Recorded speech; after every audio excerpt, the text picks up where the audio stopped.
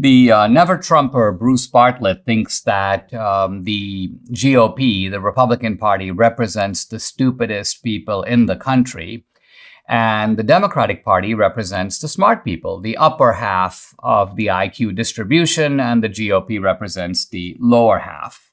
Now, is this true? I did a quote tweet that says the following, and I admit it's a controversial quote tweet, and I meant it to be. But it's also, I think, quite effective. Here's what I say. Virtually every IQ study over the past half century shows that blacks, who are the rock-solid base of the Democratic Party, have the lowest IQ of any ethnic group, one standard deviation below whites and Asian Americans.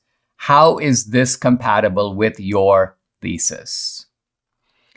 Now, when I wrote this, I recognized it would cause a furor, and sure enough, it has. This tweet has gone viral, over 3 million impressions, thousands of retweets and shares and likes and so on.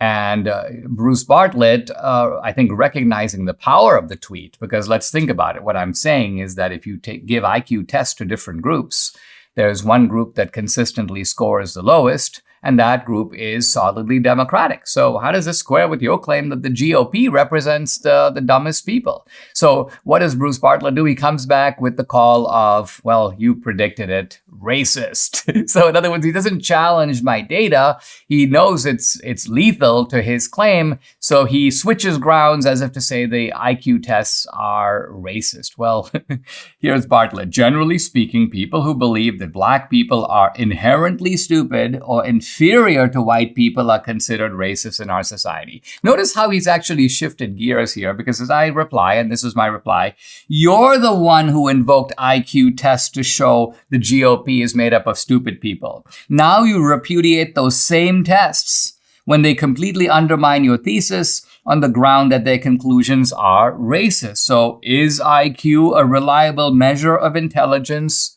or not?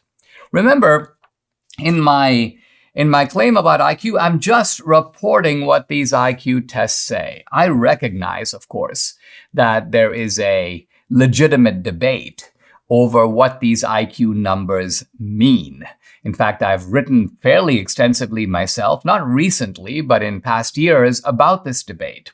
In my book, The End of Racism, I offer a kind of answer or alternative to the bell curve in which I say, look, I think that what this IQ data shows, and also data on academic performance and economic success, what this data really shows is not so much differences of inherited ability or genetic capacity, but rather differences of culture, differences of learned behavior. So the point here is that there's a big debate going on about whether IQ reflects genetic ability. Does it reflect environmental circumstances? Does it reflect, as I think most likely, some combination of both? So here is Bruce Bartlett sort of taking his own notion of IQ. Let's remember he introduced it and saying, people who believe blacks are inherently stupid. I don't believe that. I've never said that. Or inferior to white people. Do I believe that? Of course not. In fact, I believe the opposite. I believe that we are all moral equals, and we are no group is inferior inherently or genetically or biologically to another group. Here's a reply from a guy. He goes, "How is this helpful, Dinesh?" And I go, well, it obliterates the premise of the original tweet. That was the point of my rejoinder. I used his own standard against them. And then, of course, I get standard ad hominem. You literally went to prison for campaign finance violations, making straw donation to your friend's campaign who lost to Kirsten Gillibrand by 50 points regardless. What does that say about your IQ? Well, I say, it says I acted out of misguided loyalty to a friend. I mean, maybe one could argue I don't have a very high EQ. EQ, of course, being emotional intelligence. But I think in this case, it's not a reflection of my IQ. So the point here is that what I'm trying to do in this social media exchange is turn the tables on the left, and in this case on a NeverTrumper, by taking the claim that he offered. Hey, IQ tests are basically show that the Trump people are the dumbest in the country. And I go, actually, if you look at IQ tests, what they really show is something quite different and quite incompatible with what you're saying.